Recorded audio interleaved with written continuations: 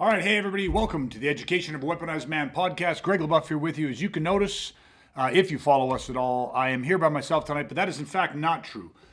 Today is our 100th episode of the Education of a Weaponized Man podcast, and so I wanted to do something special, which was to bring in more of our inner circle guys, more weaponized men, and I wanted to have a conversation of them. Now, I titled this conversation "The Last Boy Scout." So we pre-recorded this yesterday. And we had 7 of the guys in, and we sat down with everybody and talked about what it means to be the last Boy Scout, and the Boy Scout model being let's be prepared, and what does that really mean, and how does that translate to today's day and age. And so what I'm going to do, I'm going to cut to the intro, and when we come back, you're going to see a whole lot more of us, and we're going to go very deep into the Last Boy Scout podcast and talking about what it actually means to be prepared today. So I hope everybody enjoys this really cool episode. I look forward to doing more with the guys, and I want to thank everybody that came in last night and volunteered their time and shared their insights, experience, and knowledge. And I know that anyone listening to this podcast is going to get a lot out of it. So, going to cut to our intro, back in a few secs, and we will dive into the Last Boy Scout. Every day I hear more stories of good people being brutally assaulted and murdered by some individual who has a repeat history of violent offenses, drug addiction, and mental health issues, who is free to walk the streets in the same city where I live, work, and where I am raising my 2 daughters. Well, I'm tired of screaming at the TV, and enough is enough. Throughout history, there have always been men willing to answer the call to the threats against our way of life. Well, today, that threat is right outside our doors, on our streets, in our neighborhoods, on our public transportation system, outside the places we work, and even outside of our children's schools. My new mission is to create and train a group of men that believe in the right to life and value the freedom a man has to protect his life, his family, and his property. I'm Greg LeBuff. Welcome to the Education of a Weaponized Man podcast. All right, everybody, listen, we're back. Okay, so this episode, The Last Boy Scout. If I set it up for everybody, I'm going to start with a very basic question, right? But I'll give you kind of what my mindset was. That'll give you maybe some context as to how I was thinking about this. I had a conversation the other day with one of our clients, and it was about going full throttle. And as you know, full throttle meaning you got to go 10. And we've talked a little bit about this, obviously, in past podcasts and stuff. But the idea of going 10 means you can't if 10 is max, 10 is lethal force, 10 is everyone says this so. Flippantly almost, where it's like, fuck that guy does this to me, I'll kill this guy, like as if killing is nothing, as if going full fucking throttle, going 10 is one of the easiest things that you ever do. And one of the things that I see is that people they have this thing in their mind, if somebody ever fucked with my kids, I'd kill them. And I think that's true, right? As parents, obviously, I mean, the second you see your kid, for most people, right, there is like, you're like, I'll fucking die for this kid. So the thought of somebody hurting our kid is something where we go, fuck that shit. Someone fucks my kid and I will take that person out. But if you come back from the emotion of a situation, because again, amateurs react, professionals take action or respond, meaning that you're doing with intent. We don't want our buttons viscerally pushed. So let me tie this into the Last Boy Scout concept. Be prepared. Be prepared for what? What are we trying to be prepared for? Because for me, full throttle, being prepared means taking life to preserve life. But that is easy to say, but significantly harder to actually fucking make real. Okay, so there's more to unpack with that, but whoever wants to answer this, what does being prepared mean to you? Now, you might want to share in the context of how you came to weaponizing or any other aspect of your life, but does that resonate with you, being prepared? Is it important to you? And then what are you preparing for? Right, so I don't know. Whoever wants to answer can feel free to jump in, and we'll start from there. Yeah, the first thing that came in my mind is, and it's not something that we haven't spoke about again, but it's just accepting the reality of violence. So it's like, what am I prepared for? Well, I'm prepared for violence, and I think just again accepting that it can and may happen to me if I'm out by myself or with my family.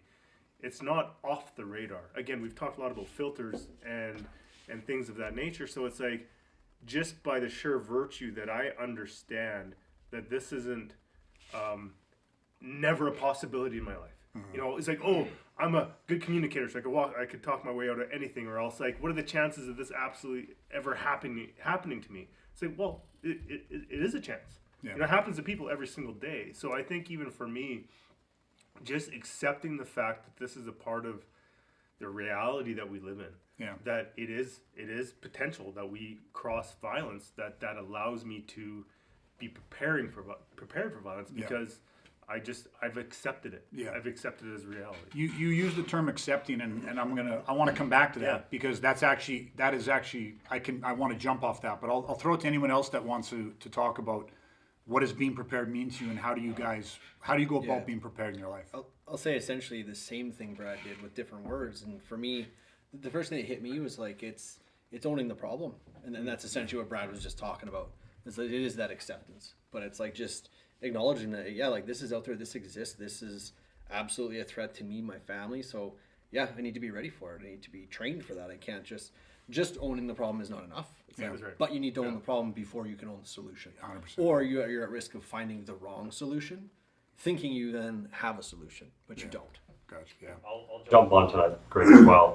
Being fairly new, 4 years into this now, I was a little bit naive before, where I kind of figured, I'll just go along my day-to-day life and nothing, what's going to happen kind of thing, right? But we know that things happen at the most random times, and you just never know, right? So just seeing, people that have gone through it for a long time, and just, again, understanding that things happen every single day, right? And for us to be able to have something like this, to just even prepare a little bit, even if you remember one thing that kind of just comes out if something ever happened to you. Yeah. To me, that's. Sorry, actually, go ahead. I would say my being prepared for me began when I was a teenager. I got robbed at gunpoint when I was really young. I was with a couple of friends. They took out a shotgun and they took our car, right? Yeah. Of course, people can say wrong place, wrong time, but essentially it was a random act of violence of what it was. It was a feeling helplessness. That was the worst of it, is you have no power. They took your power away. And at that moment I vowed I will never have this feeling again. So preparedness for me became a lifestyle. It wasn't just preparing for violence, it was preparing for a lot of things that happen in life, that natural disasters or financial, whatever. Anything that happens, you're prepared. It's a lifestyle choice, and it becomes part of your everyday life. Yeah, it's a way of life. Okay, by the way, that was, I'll just slip back here. That was Costa. Costa, thank you. And that was Peter talking before. So we have Costa. Maybe just put a hand up. That's Costa on the far end over there. That's Peter. Next to him, we have Henry. And then we have Shane, just so that everybody kind of gets, either you can, if you're watching this, you can put a face to them, obviously a name to their face, or you can at least put a name to their voice. But I know the rest of you guys might have actually something that you want to jump in on with this, but I want to hit a couple things, because first off, like Brad said, the word accepting, right? So we got to accept this. Dustin said the same word, and then he went to owning. So we got to accept that it happened to us. We got to. Then Dustin was talking about we got to own the problem, and then Peter said, things can happen to us, and then what Costa shared with us. This is kind of what I meant by being the last Boy Scout. So we can sit here and say a motto, be prepared. And so we be prepared and say, like, okay, shit happens. We got to rationalize and accept that it happens. You got to own the fucking problem. And then, and then it's like, Costa went into the whole fact of it hits this feeling, like there's a feeling to this fucking thing of helplessness. This is the correlation, because be prepared for what? So if we're going to rationalize and accept, what do you see as the problem? Because if we were to ask Costa this, just because he shared the story of what happened when he was younger, most people, I believe, when they go, yeah, I accept violence happens in this world, I own the fucking problem, I realize that, they don't really know what that feels like what you experienced, Costa. Yeah. They don't really fucking know what that feels like to have somebody put a fucking gun to you, and then I'll let you speak, and then and so what I'm getting at is, how important is it when you come into something like this and train? I spend an inordinate amount of time, I feel like, but very important, trying to paint a picture for people of something that most people have no experience with. So in their mind, when I say, like, they come to you with the initiative, like, what is interpersonal human aggression? When you've had a gun put in your fucking face, where that person on the other side of the gun, you got that feeling from them, that intent is there, where they don't give a fuck. They will pull the fucking trigger over fucking nothing. That's a very different feeling. So to be prepared and own the problem and accept that shit can happen. Like, how do we fucking really fucking make that real? So, I mean, you can speak on that, or you got, Shane or Henry, you guys can add in what it means to you to be prepared. But if anyone's got something on that, then I'd like to go deeper on that as well. Just even add on that, the feeling of extreme helplessness, that I can't even put that into words, right? Yeah. And then you equate that. I have kids now, 3 kids. What do you do now if you have kids in the equation, let alone being a young guy who's physically fit and thinks, you got the world, by the balls, if you want to put the word to it. You got nothing. Like, you're just a sitting duck. Yep. And since then, I've done different martial arts, different combatives, jiu-jitsu. Nothing prepares you for that feeling, right? And when I joined this club, the group about 5 years ago, it took me a while to reprogram my mind to a new way of thinking. And I could say for a fact now, if that were to happen again, I would have a very different outlook. Yeah. The feeling of fear and the feeling of helplessness would not be there the way it was then. Yeah. Yeah, and if I clarify that too, like, and correct me if I'm wrong with that. Yes, you have new strategies, tactics, and tools to be able to defend yourself, but I don't think that in and of itself is what you're talking about. What I think you're getting at, that I think is even deeper, is that same level of fear and helplessness wouldn't be there, not just because you're like, I'm some fucking super soldier now and I could fucking take the gun away and do all this shit, although you are far more capable in that aspect. It is what happens when you say, I am prepared. Like, I actually prepared for what it really was. Matter of fact, more so, it'd be like the training at times can bring an intensity that surpasses what you actually experience on the street. And I'll tell you what, if you're in a situation where the real fucking thing feels less threatening or almost fake compared to your training, that's a pretty fucking good thing. And that's where that Boy Scout motto of like, be prepared.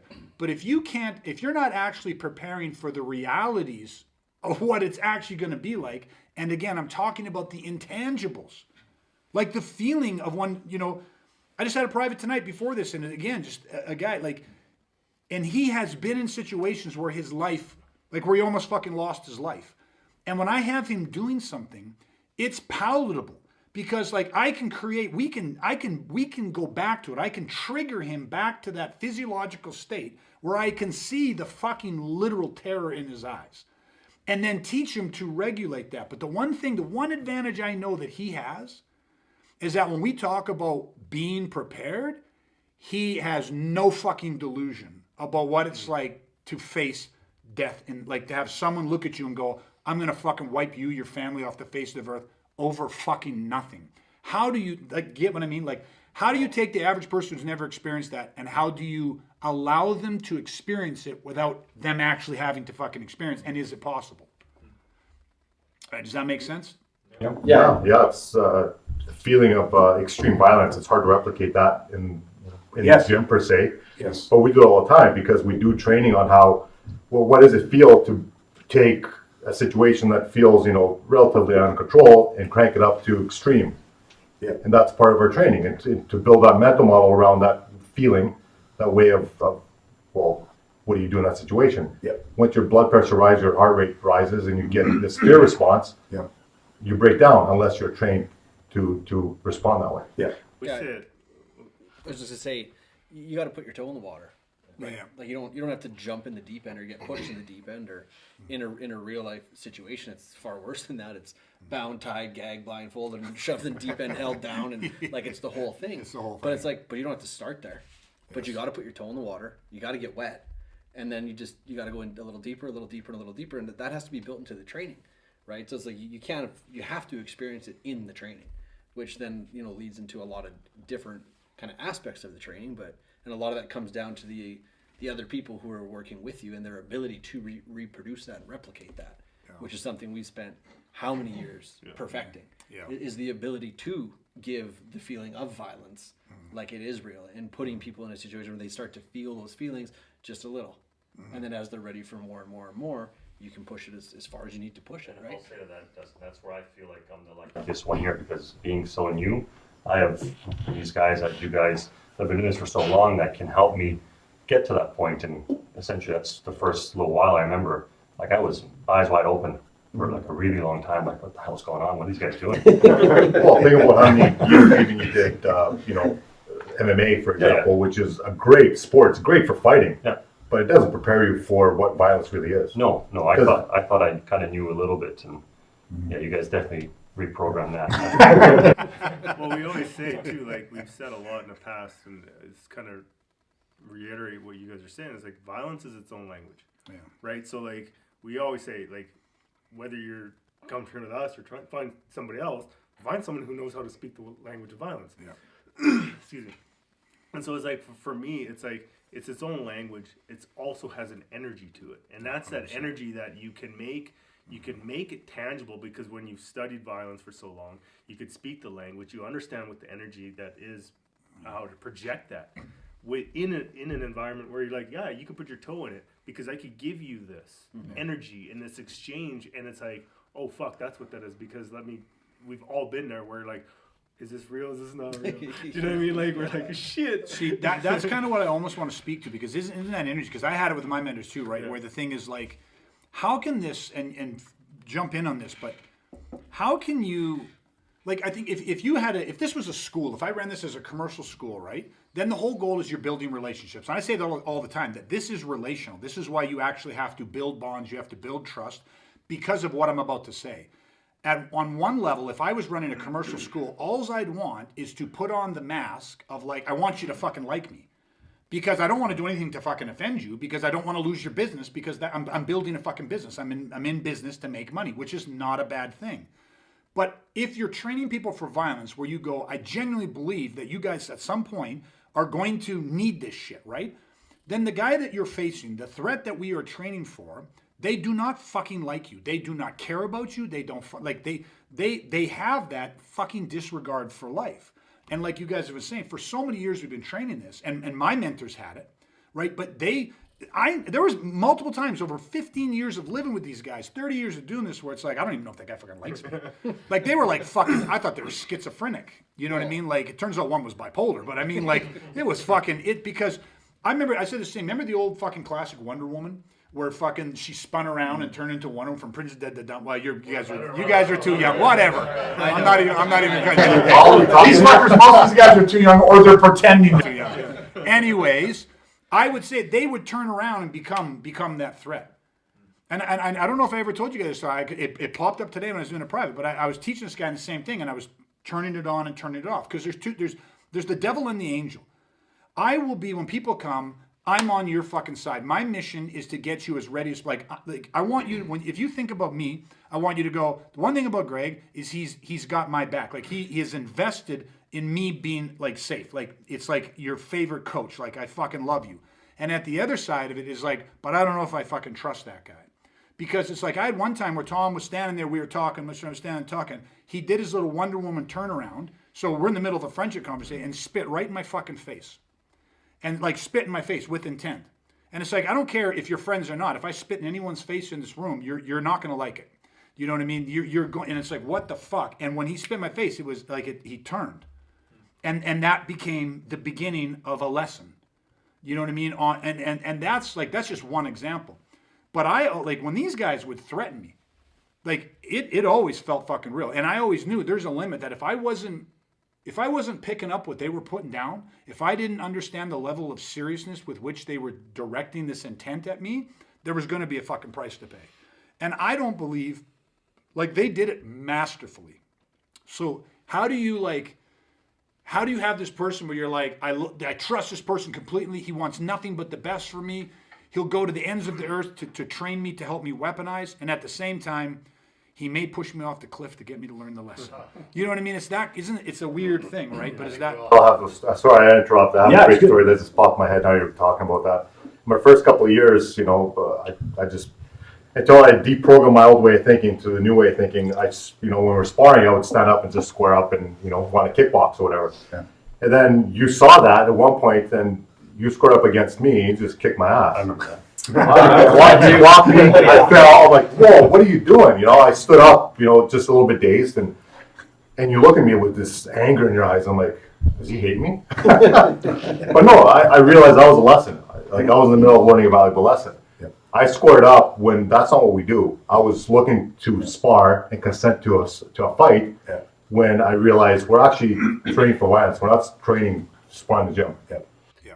I think- that was a valuable lesson. Yeah.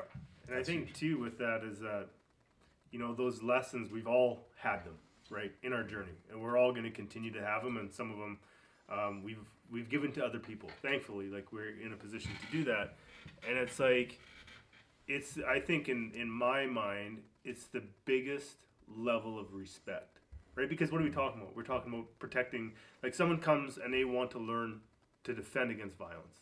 Not just themselves, but protect their family, or their young family, or whoever. And it's like if we don't impart those lessons, what's the cost to not doing that? Like if you never got that lesson, what could that have cost you? It could have cost you your life or the life of one of your children. And it's like, you know, like those lessons, as hard as they are sometimes in that moment, but to take back and reflect. And even like in scenarios, like I remember feeding scenario and buddy's like, we good after? And I'm just like, yeah, we're good. Like, but you need like, it. we're great. What do you Yeah, mean? like he's like, you sure? I'm like, yeah, 100%. But like in that moment, you have to give him exactly what they need, because if you don't, it could cost the ultimate price. It's what the military police agencies do when they put somebody through the pressure cooker when they're training. You put them through situations that are as realistic as possible in order to actually build some sort of resilience to the situation. Without that, I mean, you're not learning. Well, actually, if I interrupt, Costa, just for a second, because you also are a pilot, trained to be a pilot, you are a pilot. But in your flight training, I mean, what is a stall? I mean, a stall isn't like your instructor sitting next to you going, okay, in the engine, and now do this, and the engine's still running. Like, you fucking stall the fucking plane. They put you Sure, yeah, and that's part of putting yourself, you know, under a control situation with an expert beside you. Okay, that's the point. Yeah. You put yourself. It's the engine's done.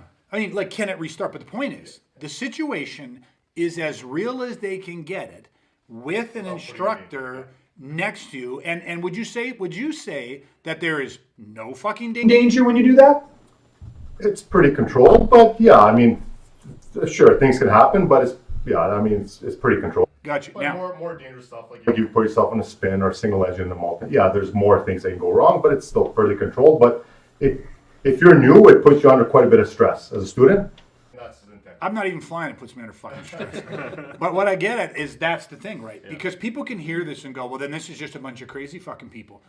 The difference between, again, in most commercial environments, sparring gets out of control all the fucking time, and students get hurt because ego gets out of control, because the instructor is like, you know, it's not the guy that owns the club.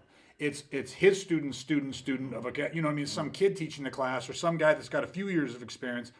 The difference between a professional program is as serious as taking flying lessons or, military putting you through a kill house or CQC maneuvers and stuff. Like, there is a way that you can, with fucking precision, with a much higher degree of safety than what most people would think, create interpersonal human aggression, create danger, really create those feelings, and yet at the same time, it is very controlled. You are safe. Because really, if you look at our injury record in the history of 30 years of me doing this, my injury record is spotless compared to, like, I know guys that do MMA and they're fucking ridiculous how many people they hurt and injure every fucking day. And we've gone, if we're doing it, I've gone probably 28 years without a lost time incident at work. I mean, find me any industry in the world that fucking can parallel that, other than a fucking librarian potentially. But, you were about to steal my joke, weren't you, motherfucker? Anyway, sorry. All I was gonna say is, like, the thing is too is it's not a generic level of violence that's brought into the training session. Mm-hmm. Everything is 100% customizable to the person living the experience. Yep. And that's why the injury rate isn't through the roof. Yep. If we gave the exact same scenario to every single person at every single level, it'd be a nightmare. Yeah. You can't do that. But that's the thing is it's having the ability to take it as high as you need to, but knowing exactly how high you need to take it. And sorry, one more thing. And if you look at it, in the beginning, you're not doing that. Like, my whole goal is to get them ready to where they can handle that. Like, if you looked at it this way, whether it's me that delivers the intensity they need to teach the lesson they need, or I'm working with that person, but I go, well, you wait, because this guy, Brad will be here, Brad will be here, Dustin will be here. One of these guys is going to fucking be here, and they're going to see the needs of the lesson, and it'll be him that delivers the lesson. And guess what? they are going to be pleasantly surprised with his response because I want you to succeed. So we're training you to be able to handle that. Again, like in a pilot, like their nightmare, they go home going, I have these students. And one day, if he finds himself in a fucking spin, he finds himself in a stall, I don't want to pick up the paper and go, he died because he was in a stall. Like, you know what I mean? That's my responsibility to train him how to fucking handle For action reaction, right? So Yeah. and that's what we're doing here. We're training action reaction in many ways. You have a situation, you know what, and you train enough that you have a visceral response to the stimulus, and that's part of that. What you're talking about? Yeah. And that's the only way that builds putting you through a pressure cooker in a sense. Yeah. I'll kind of pop in there, and this was a thought I had when you first mentioned like what does it mean to be prepared for you, and that's first thing that popped into my head was a quote I actually read recently by Muhammad Ali, and I'm not going to butcher it, but basically it's like you win or lose the battle before you actually step foot on the field. Yeah. Right, and so it's like Or the ring, right? yeah, well, or the ring for Muhammad Ali, yeah, under the lights. But yeah, the big thing is like all the training and everything that we're doing, like we own the problem and then we train to that problem, and all this training that we're doing is to win this battle before that battle even happens, right? So Yeah. Yeah, 100%. Okay, then I mean, we can circle back to this if anybody wants to add something into that, or let me go to kind of maybe we don't have to go as deep as this because I feel like we've kind of been there, but one of the things then is like, how do you make training real when clearly training is not real because training is training by very definition of it? How do you guys make training real? And I know that we've talked a little bit like how do we as coaches, how do we make it real for you? That's one of the things that we do. That's the difference of having a professional coach is they understand how to make it real for you. The question is, how do you make it real for you? Meaning when you're on your own, when you're at home, when you're doing performance imagery and using the theater of your mind, or when you are staging before class, whatever. How do you make it real for yourself? Does anyone have any kind of framework for that they can share with anybody? For me, it was initially lifting that veil or the blinder, so to speak, right, and just accepting what we're doing for what it is and understanding the value to it.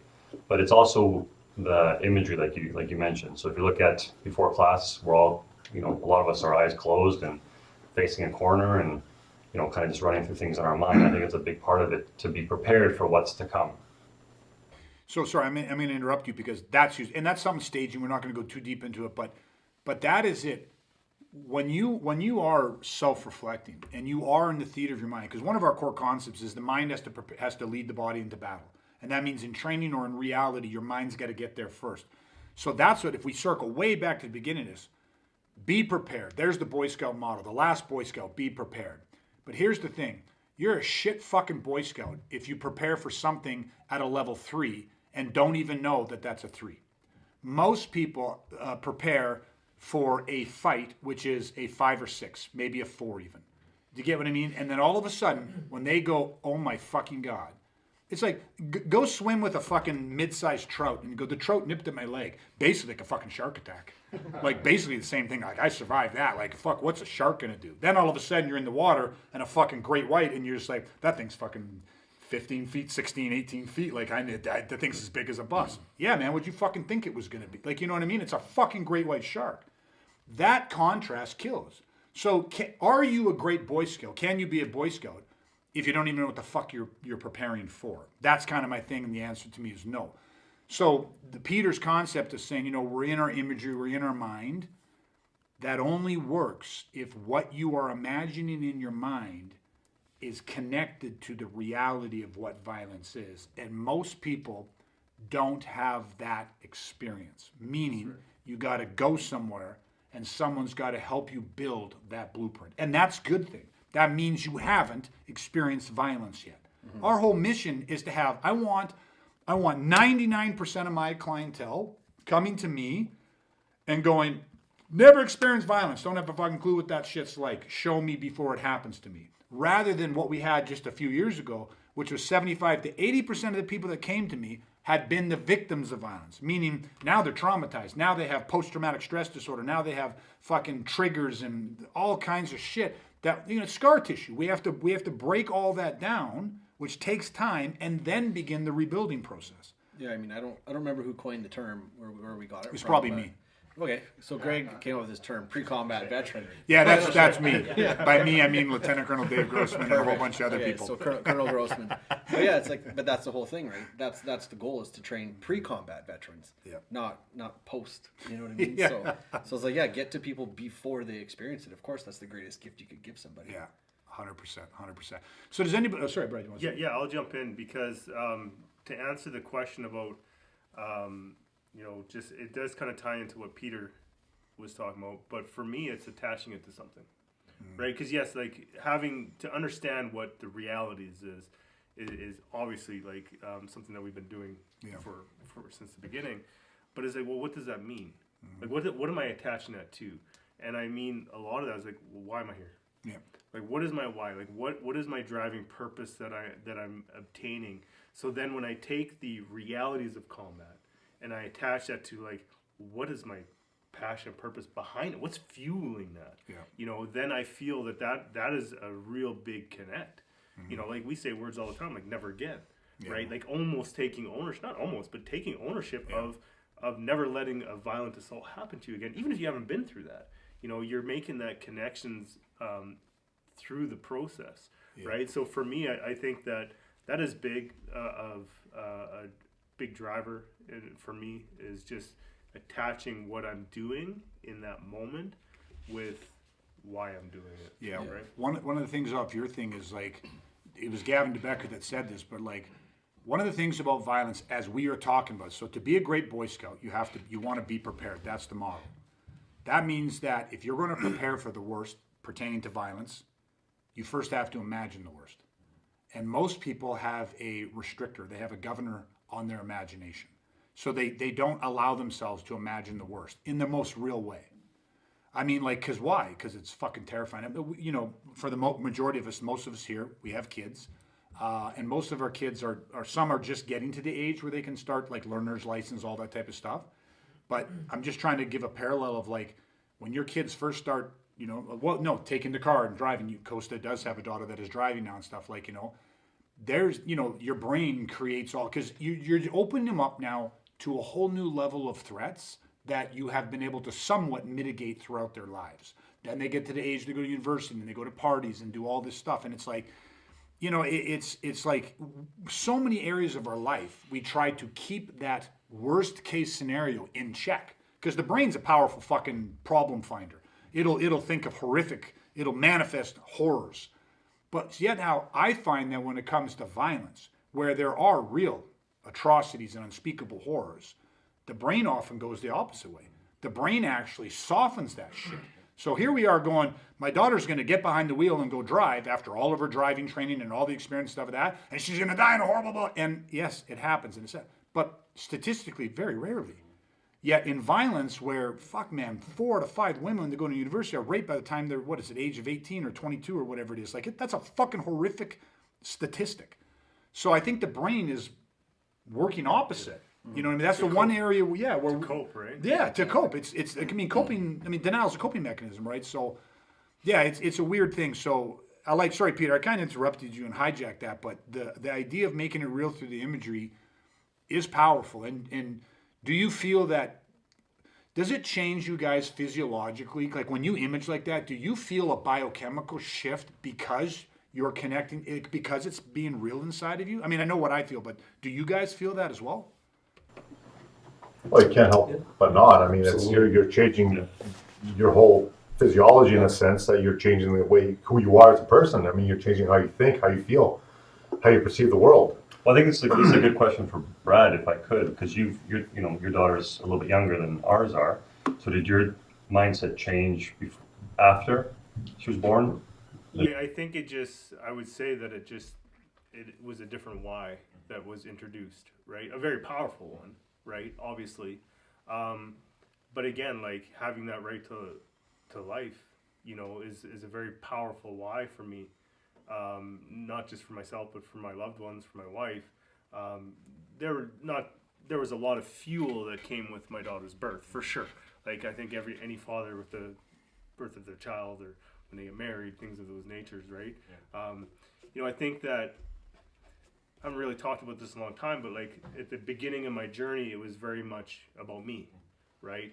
And as I grew into who I am today, like I went through different stages in my life. Like I did get married, I did have kids. So it became, at the very beginning, less and less about me, more about getting into teaching and things of that, sharing my knowledge, and then also more about those evolutions of who I was personally. Like, you know, to protect my family. I didn't have a family at 20, right? Well, I had a family, but I didn't have a family like I do now. Do you know what I mean? So like, so yeah, it changes because we are constantly evolving and changing, right? So I think too, like what we kind of hit on, and just for clarity, that when you're using imagery, when you make shit real, like be prepared, but be prepared only happens when you actually connect it to the realities of the situation you are preparing for. You're going to be a pilot. Shit happens to the engine, plane literally starts to fall out of the fucking sky. That has to be simulated. You know what I mean? You have to prepare for the realities of this shit. In violence, what you're talking about is, and I want to make this point, what part of what we're doing is painting that picture and that blueprint of what real violence is for people that go, I've never experienced fucking violence. And you're making it so real that when they are imaging it, when they are doing their staging, their pre-training workup, they are literally, as they image it, creating the sympathetic nervous system activation, meaning the SNS, meaning for most people, I hate this term because it's oversimplified, you're literally creating the fight-flight response in your body. Like over what? Over nothing. Over the imagination. That's the secret. Because what you know, under pressure, what does that mean? So most people, when you go into training dojos and martial arts studios and combat sport things, you know the only time people really trip on the SNS is when they walk in and go, hey, we're sparring tonight. And that's why, because you know the guy that you're going to spar is probably going to try and knock your fucking teeth out. He's actually going to probably try to injure you. Now, he's not using violence. That SNS activation would be very different if you thought that guy's going to pick that fucking knife up and stab me. That guy's going to fucking shoot me. That's a whole different level. But in training, most people don't activate their sympathetic nervous system, their stress response, and at really high levels that you would be, like again, if we do cognitive and biofeedback monitors, heart rate monitors, brainwave activity, alpha patterns, all that type of stuff, you can create through imagery the same degree of a stress response as when you are facing lethal force. Like, so that's what, like, that's a part of this. Like, and that's what this is about. Well, when they experience a panic attack, for example, that's changing their physiology based on external perception that may or may not be real, right? And that's exactly what it is. Except in this case, we're trying to control that and refine it and focus it on a specific topic, which in this case is combat and violence. Yeah, 100%. Okay. So let's do this. Maybe the final question that we'll go into, and I hope this one kind of, hopefully it comes out like I think it will. I have it in my head one way, so hopefully you guys can perceive it the way that I'm hoping to put it out there. But what regret could you not live with if, God forbid, something bad should happen to your family, or you or your family? So for me, the word regret's very, very, very powerful. And so I'll let you guys answer, but how does regret tie into the conversation of being prepared that we're having tonight and making sure that you are the very best Boy Scout that you can fucking be? For me, it would be failing to act. Do you know what I mean? Like, we're talking very much tonight about owning the problem, understanding what violence really is, which is really just the study of violence, which is everything we always talk about. And it's like, if you do all that, if you unlock all that, once you expose yourself to it, it's like, how could you then do nothing? So for me, it's like, I don't have that choice. I can't give myself that choice to do nothing. Obviously, I've been doing it for almost 25 years, but I also don't give myself the choice to stop. Yeah. Like, it's never enough. I don't care what level I get to. It's like, I need the next level. Because it'll never be enough. I just have to just keep on going. Yeah. And it's like, because I couldn't live with the fact that I'll say gave up or quit. Do you know what I mean? Like, that's one of my biggest kind of mantras is like, I don't quit. I never give up. Yeah. Like, just, and that obviously applies to everything, but so much for safety of me, my family, like all of that. So that the failing to act for me would be a massive regret, and that's all on the front end. Yeah. But it's just as powerful in it. So I think too, if you're to look at like being in a violent encounter and having something happen and failing to actually put my training into action, that would be extremely hard to live with. Which is probably a big part of the motivational fuel as to why I can never quit, why I can never stop, because I'll never let that happen. It's like, that is unacceptable for me. The question for me went to being in the moment in front of violence. And you know, there's a lot of things that I can think about. What really resonates with me right now is actually not going hard enough. You know, because like I think about that, and I think about my family behind me, and you know, like if I didn't go hard enough to terminate the threat, and then that happened to be a ramification, my family gets injured, my family gets killed, like I could live with going too hard, right? I'm like, I went a little bit too hard on that guy. Maybe it didn't, maybe that wasn't the situation and I may have read it wrong, but everybody's still safe, right? But failing to have the necessary response to the threat that was in front of me. Underreacting. Then for me, I'm just like, yeah, like I should have, what was I holding back on? You know, because look at what it cost me. Yeah, look at the risk you took. Yeah. Exactly. 100%. I'll share mine, but I'll share it at the end. So if you guys want to I jump think in. for me, what came to mind, and it kind of builds off of Dustin's comment there, is that imagine you had the opportunity to be able to do something, to take action, and you didn't take action on that opportunity.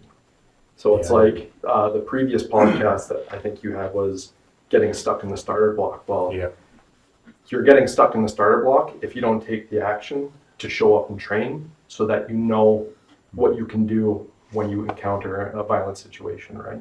Yeah, I like that one. I like that a lot. That's really good. Yeah. Henry, you go just so you can prove you can speak. We were waiting. There is 7 of us here. You've heard 6 voices, but there is 7 of us. Hey, wait, the little guy's gonna say something. No, as I was driving here, I was thinking about it. I'm just like, I think most of the men in this room were gonna say something in the vein of, it was not acting and something happening to somebody that you love. For sure, you know. I mean, I've actually experienced this regret. I've been in a situation where I failed to act, and that inaction really it does something to you. Yeah. You're off your center. It affects it affects you for a while. It's very hard to undo unless you go to somebody that understands what you've been through and helps you work through it. So, for me, it's just that's something I stress to everybody. That's probably the biggest regret, the biggest thing that consequence of inaction. Yeah, well, it's powerful because the whole idea of like what you just shared, again, he doesn't say much, but when he says it's pretty deep. He's saving it up. The regret is the regret because you've lived the regret. So the biggest regret I could have is what I've already experienced, and I don't ever want to carry that. It's a weight. Yeah. And it's like, I don't want to carry it. It takes a long time to learn to put the weight down. Yeah. You know what I mean? Stop being stuck in the story stand. And so that's huge. It makes complete fucking sense that it's like, I don't ever want to do that again. The training over the years has helped me to correct it and like just really work through it. So yeah, I'm very lucky and blessed to have found this because I don't know anything else I would have directly tied into what I suffered and how to fix it. Yeah. Well, that's awesome. Yeah, that's huge, man. Mine's a little bit different. I think, again, being newer, I think reverting back to letting my ego get in the way.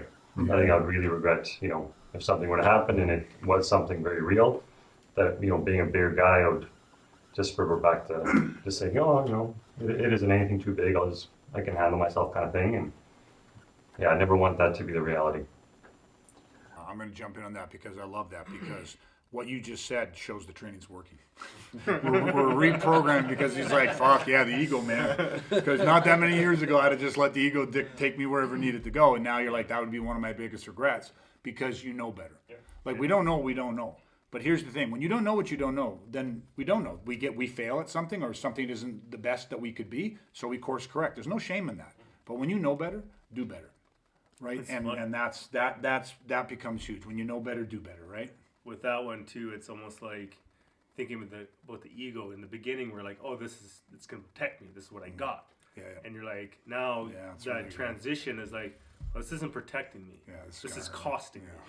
And so it's like a really good shift of perception of what that ego is, you know, and it's good. Yeah. It's awesome. Good job, coaches. Good job.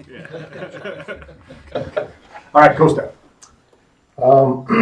Yeah, mine is definitely the feeling of feeling helpless again. That I relive that once in a while now. It's been a long time, but it's I never want to feel that again, and I know I never will. But I would regret not putting what we learned into practice, and all those years of thinking about it and training it, getting off that starter block, if you will, is just pulling the trigger and doing what I have to do. I never want to feel that again in my life. It's terrible. It haunts you, right? Feeling like you're that, I want to say the word weak. It's not weakness. It's just a terrible feeling. And second, it's of course, like we said, it's straightforward. Keep letting your family down. I mean, that's the worst feeling in the world. Now, how could you live with yourself if you don't try? Not because you don't try in the moment because you want to, but because you're never prepared for that moment. You've had all this time, all these years. I mean, that's what you do. You train your whole life for a moment, and that moment may or may not come. But when it does come, it can be life or death. Man, you better react properly, and that only comes through the years of putting yourself to the push of it. That's the only way. He was a disgrace to our family after that happened.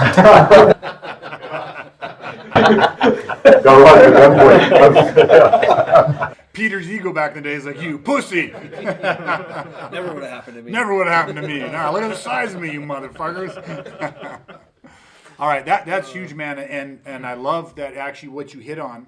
Your first one, I figured that's where you'd go because, again, I felt the feeling of helplessness, so I knew that would probably be connected to your first one. You shared this, but really going into letting your family down is very deep because even, again, military men going into battle, when they asked them what their top 5 or top 10 fears are, the fear that most people think would be in their top 1 or 2, which is the fear of injury or death to self, most times doesn't even make the top 10.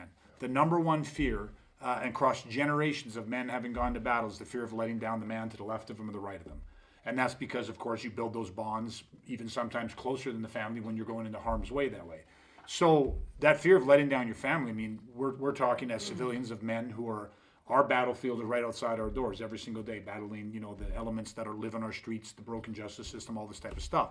So that's big, that fear would be there of like letting down your family. And again, I love how you broke it. It doesn't matter if you try, but trying ain't good enough. You trying you try is what you tell your girlfriend, after you failed to come. You know what I mean? Like, it's like, I tried, man, you know what I mean? You didn't get an orgasm or something like that. I tried my best. But that's not what you want. You want to fucking know that, like, you actually fucking prepared, right? Because we've said it before, warriors die on the battlefield. It doesn't take anything away from you if you die. If an amazing warrior dies on the battlefield, that shit happens.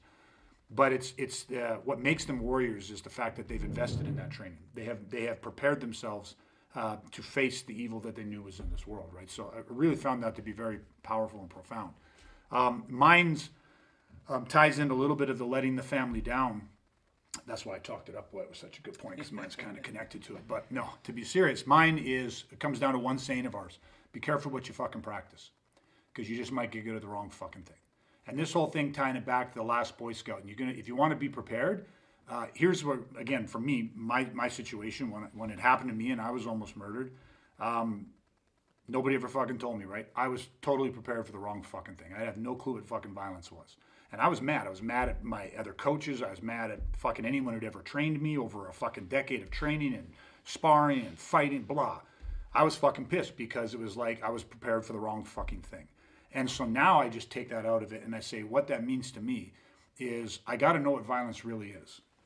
Even the shit I don't like, because there's lots of aspects of violence that I see all the time. We're studying criminality, studying violence, and I look at it, and to be quite honest, it's like, I don't know how you survive that. Like, that's fucked up. That's like, look what's happening now. Look what's happening in the UK. Look what's happening in subways where you got 50, 100. I've seen 200 people with machetes and knives, whatever, swarm in one side of a subway like fucking locusts, destroy, pulling women into the center of this group, raping, murdering, slashing, hacking apart, and like locusts, they fly out the other side of the tunnel. Well, what do you do? Like, what do you fucking do in those situations, right? Violence is fucking horrible. And so there are circumstances to where it's not winnable. Maybe if you're fucking lucky, you can survive it. And you probably won't, you're not going to survive it unscathed. It's going to forever change you physically, the injuries mentally or emotionally. But at the end of the day, no matter how overwhelming it might be, I need to see it for what it is. Because if I'm not seeing it for what it is, then I am not actually preparing. I'm not the Boy Scout. You know what I mean? You're a fraud. So I got to see it for what it fucking is, accept what that is, and prepare for that. So that ties into the whole family thing, because if I just delude myself into thinking that, oh, violence is this, but the image that I'm seeing it as, well, the reason I see it that way is because I could handle that. You know, I can win in a fight. You know, I can do this. These are my strengths. So of course, violence is going to play right into my strengths, and I'm going to be the fucking hero. I don't want to see it that way, because the only practice that's going to lead to is me getting good at the wrong fucking thing. I'd rather see it for what it fucking is. All the warts, good, bad, hard, you know, winnable, survivable, not.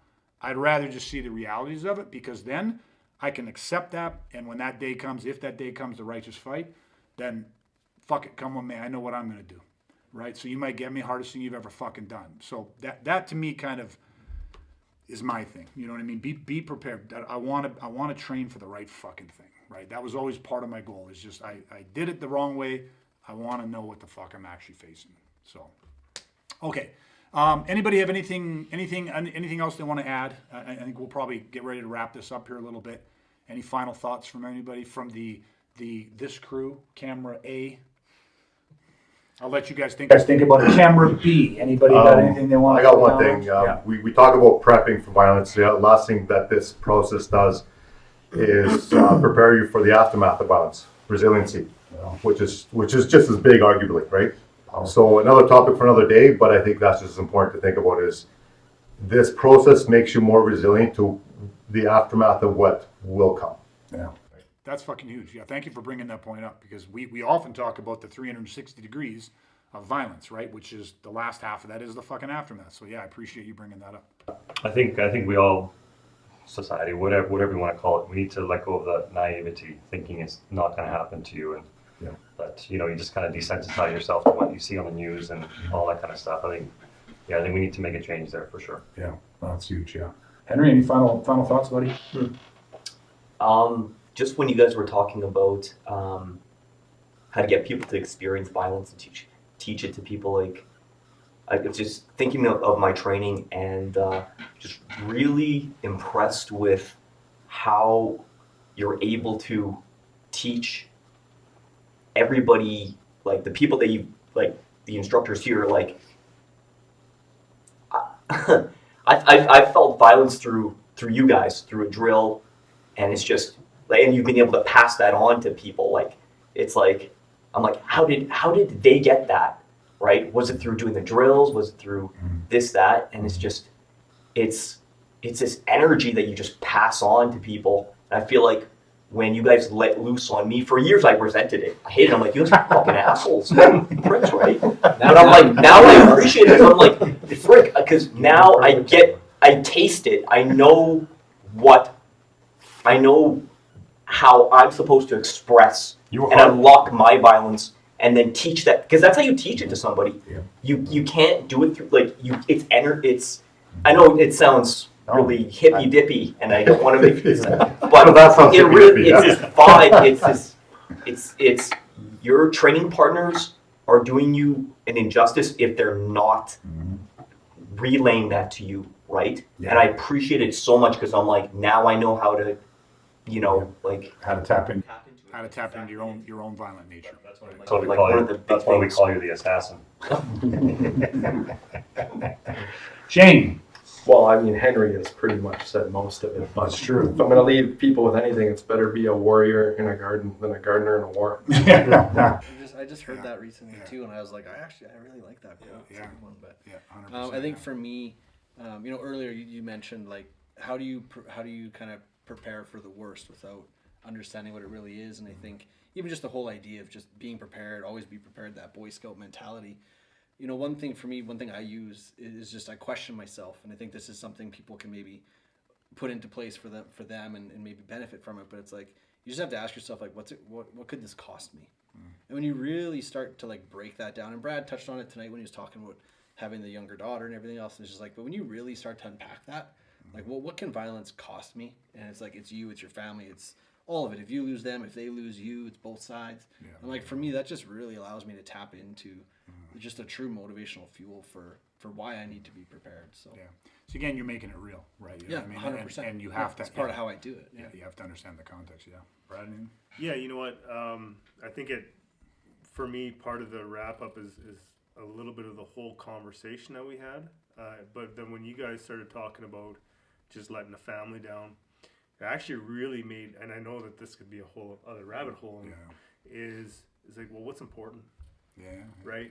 Like, I don't know. I didn't watch the Super Bowl. Yeah. Do you know what I mean? Like, so that, like, when you think about stuff like that, it's like that is fucking toxic. Like, it's like what? How did I spend my time? Like, if we ever had this regret, like, oh my, something terrible, tragic happened, we could look back at like, well, what did we do to prepare for that? Yeah. You know, like, Yeah, because people are busy nowadays, right? But Yeah. if you really question what you're busy with, Yeah. it reflects on your values and priorities. Yeah. And I think most people agree that, like, I mean, I hate to be the stats guy, and I'm not a stats guy, but, you know, people say, oh, violence is getting worse now than ever. I don't know. Like, and I don't give a fuck. Because for me, it's like, if there was one person in this city that I knew beyond a shadow of a doubt was out murdering people, didn't give a fuck, one person, I would train, because my brain's like, well, with my luck, I'll be the fucker that runs across them, or it'll be my daughters. Fuck that shit. But it's not one person. You know what I mean? So I just think a lot of people have a lot of uncertainty because we don't know. We don't know where things are going to go. We see it very clearly that things can go a lot of different directions, many of which are not bad, or not good, sorry. And it's like, and so, yeah, I think people need to prepare. And a lot of people are like, well, I'm busy, I'm waiting for the perfect time. But what are you really busy with? Like again, what luxury, what thing is more important than your right to life? Because without your life, you have nothing. yeah, what really matters? What really, Like, at the end of what really the, at the fucking end of the matters. day, Yeah, what exactly. fucking matters? What really matters. So we're gonna end it by going back to the Boy Scout motto: always be fucking prepared. Right?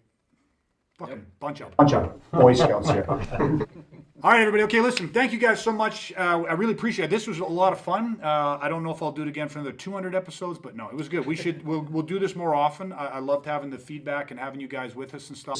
So we will absolutely do it more. So thank you guys, Costa, Peter, Henry, Shane. I appreciate you guys going on with this. Obviously, Brad, Dustin, as always, appreciate you guys.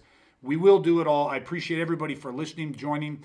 I have one ask, right? We do this because we generally want to help increase the safety of really good men in this world. Because I believe it is men that need to rise regardless of shit that's happening in the world today.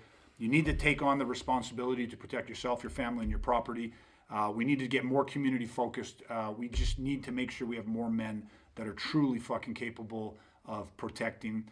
And so I appreciate all of you. If you have the time and you feel we're worth it, please, wherever you listen to this, the podcast, if you want, jump over to our YouTube channel, Awaken the Protector Within.